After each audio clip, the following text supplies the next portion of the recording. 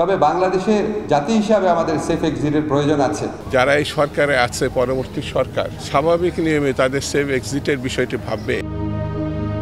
অন্তর্বর্তীকালীন সরকারের উপদেষ্টাদের নিরপেক্ষতা নিয়ে আবারও রাজনৈতিক অঙ্গনে শুরু হয়েছে বিতর্ক। বেশ কিছুদিন ধরেই বিভিন্ন দল বিভিন্ন সভা সমাবেশে তাদের কার্যক্রম নিয়ে অসন্তোষ জানিয়ে আসছিল। তবে নতুন করে আলোচনার কেন্দ্রবিন্দুতে উঠে এসেছে উপদেষ্টা ফজলুল কবির খান। তিনি প্রকাশ করেছেন বিতর্কিত উপদেষ্টাদের একটি নামের তালিকা।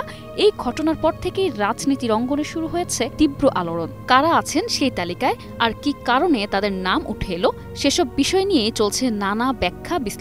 অনেক রাজনৈতিক বিশ্লেষক মনে করছেন এই ঘটনাটি আসন্ন জাতীয় নির্বাচনের প্রেক্ষাপটে গুরুত্বপূর্ণ প্রভাব ফেলতে পারে।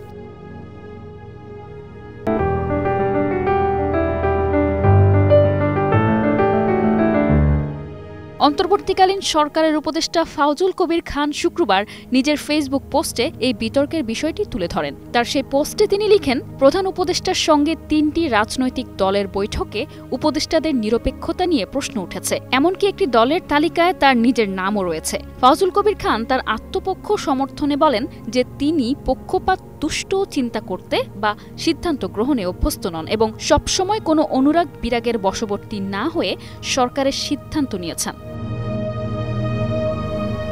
বিএনপির পক্ষ থেকে আপত্তি জানানো উপদেষ্টাদের তালিকায় রয়েছেন ফজলুল কবির খান, শেখ আব্দুর রশিদ এবং খোদা বক্স চৌধুরী। বিএনপির অভিযোগ, এই উপদেষ্টারা সরকারের প্রশাসনকে নানাভাবে প্রভাবিত করার চেষ্টা করছেন।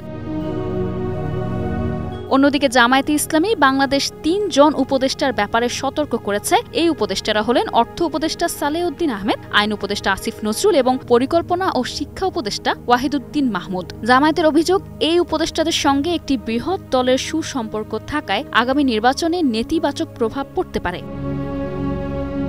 জাতীয় নাগরিক পার্টি এনসিপি অন্তর্বর্তীকালীন সরকারের বেশ কয়েকজন উপদেষ্টার বিষয়ে আপত্তি তুলেছে। তাদের তালিকায় রয়েছেন আইন উপদেষ্টা আসিফ নজরুল, পরিকল্পনা ও শিক্ষা উপদেষ্টা ওয়াহিদুদ্দিন মাহমুদ, শিল্প উপদেষ্টা আদিলুর রহমান খান শুভ্র, অর্থ উপদেষ্টা সালেউদ্দিন আহমেদ এবং অ্যাটর্নি জেনারেল মোহাম্মদ আসাদুজ্জামান। উপদেষ্টাদের নিয়ে এই বিতর্ক এড়াতে ফজলুল কবির খান একটি প্রস্তাবও করেছেন। তিনি বলেন যে অন্তর্বর্তীকালীন সরকারের প্রধান উপদেষ্টা, উপদেষ্টাবৃন্দ, বিশেষ সহকারীবৃন্দ এবং চুক্তিভিত্তিক নিযুক্ত সকল কর্মকর্তাদের কেউই পরবর্তী নির্বাচিত সরকারের কোনো লাভজনক পদে অংশ নিতে পারবেন না। এই মর্মে একটি অধ্যাদেশ জারি করলে এ সমস্যার সুরাহা হতে পারে বলে তিনি মনে করেন।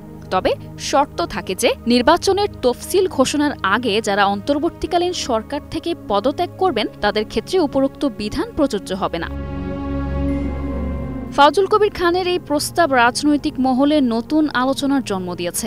এখন দেখার বিষয়, নিরপেক্ষতা রক্ষার এই আহ্বান কি সত্যিই অন্তর্বর্তীকালীন সরকারে আস্থা ফিরিয়ে আনতে পারবে, নাকি বিতর্কের আগুন আরও দাউ দাউ করে জ্বলবে। News desk, 21 television.